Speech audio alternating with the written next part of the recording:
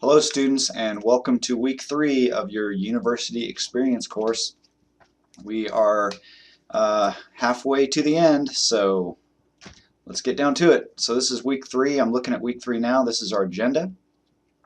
You've got 2 chapters in your textbook. The Chapter 9, Improving Performance on Exams and Tests, you will have a quiz over that in the activities folder for this week.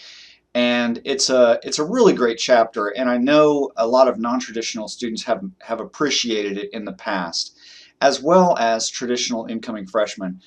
It covers different ways to prepare for tests, and it's very tailored to the types of exams you're going to experience at college.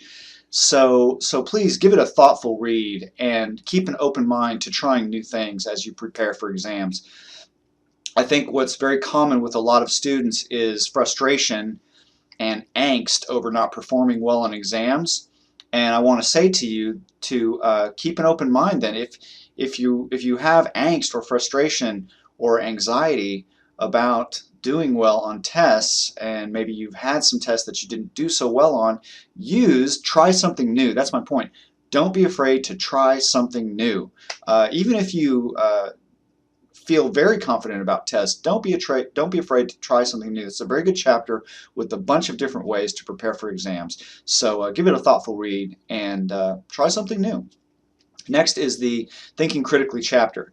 So thinking critically is in the mission statement of this university and most universities. It is the foundation of a liberal arts education. So this chapter is super important for you to read.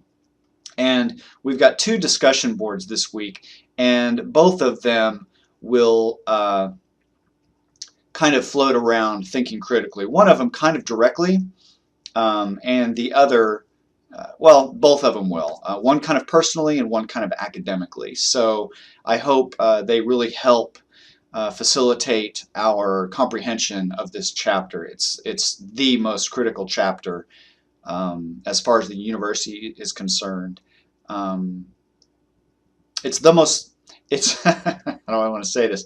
Critical thinking is part of the university mission, and this chapter covers critical thinking, so it's very important. And thinking critically will be a very important part of a lot of your general education courses as you move forward. So this should help you a lot. More on that later when we look at the discussion boards. Then you've got 3 sections in your Rory's Guide. The How to Reach Your Goal, Steps Towards Your Degree. There's some instructions there that will help you with the degree audit that you'll do as an activity. The International Missions section, give that a read because you will be watching a video on the study abroad program here on campus. And finally, you and the university, a community of active learners. And there's a wellness video too. So we've got 175 points available to us this week. And let's go ahead and go into the activities folder in week 3 and look at the activities. So first, the ACTS stands for the Advising, Counseling, and Testing Center. There are 2 videos from ACTS and the ACTS website. You can use those to complete and submit this worksheet. The Spiva library, a very, very important resource for you as a university student, whether you are a distance student or you visit campus. The library is one of those foundational resources for your scholarship here at the university. So very important that you watch this video and answer a few questions so you know what's available. They really are. It's a wonderful staff over there, and students every year when they contact the library, they're always I don't know, flabbergasted is maybe too strong, but they're always impressed with the level of service that the librarians will provide. I mean, when you've got a question about some scholarship or a scholarly pursuit that you're working on and you ask a librarian, you've just made their day. They love that. They live for that. They live for putting a student in contact with connecting a student with the library resources and the information they need to pursue an academic activity. I'm sorry, my phone's ringing. My apologies. Okay, then there's your quiz over Chapter 9, and skipping the discussion board here, I'll come back to that. We've got an MSSU Study Abroad video that you can watch, and then take this Study Abroad quiz. And okay, let's go to the discussion boards, and then we'll wrap up with the DegreeWorks audit and the degree plan. So I'm going to go to the discussion boards area. There it is. Scroll down. All right, we've got critical thinking. So you'll need to read a confession out of your textbook, page 78, and then answer these questions. Now, when you answer this question right here, did you think critically at the time? I don't want you to use your own definitions of whether or not you thought critically. There are very specific academic definitions of what critical thinking is, and there's different types of critical thinking. So I want you to find those sections in the chapter where it talks about the different methods of critical thinking. And I want you to apply one of those to this answer. I don't want you to just off the top of your head go, yeah, I was thinking about it, so I was thinking critically. No, you've missed the point, okay? So make sure you read the chapter 5 and find those methods of critical thinking before you answer this. So when you answer this question, did you think critically at the time? If you say yes, I want you to mention what method of critical thinking did you apply to this situation that you, or this story that you share, okay? I don't want you to answer this with pre-existing knowledge, unless you have pre-existing knowledge of the critical thinking methods, which I think it's safe to say the majority of you probably do not. So make sure you name one of those critical thinking methods if you answer yes to this question. And if you answer no, you can then list one of those critical thinking methods that you might have applied during the situation that you described. Okay, so my point is I want you to be aware that there are actual academic definitions of certain types of critical thinking, and I want you to incorporate those into your answer for this board, okay?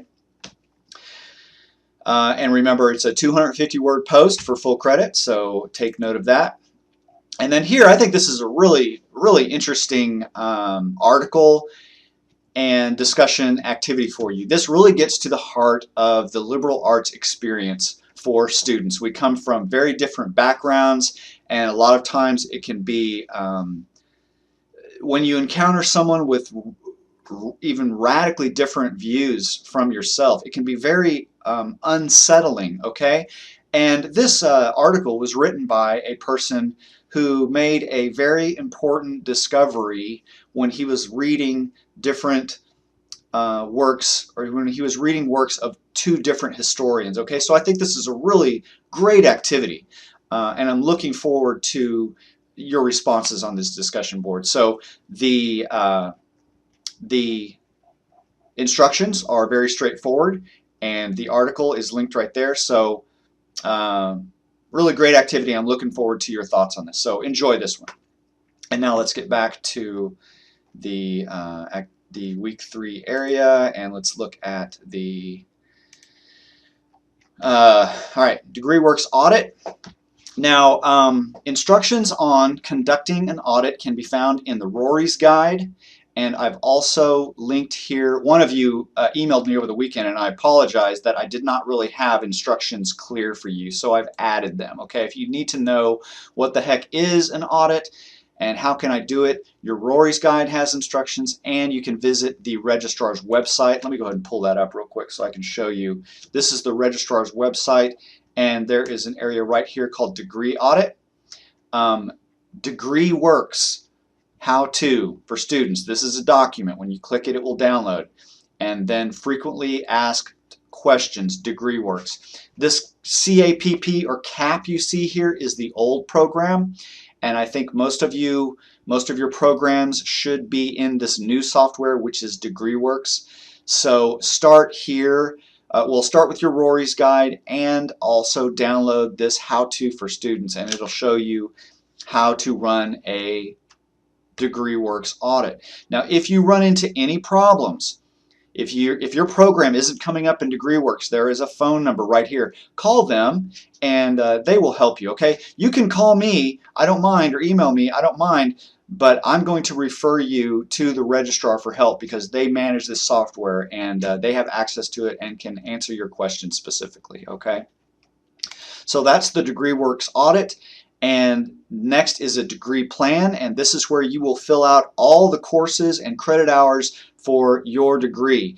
If you're not in a program, you can for this exercise, you've got to fill out a degree plan for this exercise, whether you're declared or not. So you could use the Bachelor of General Studies, or you could just pick one that you think you might be interested in. But this is a very important exercise for you, so you will have to fill out a degree plan.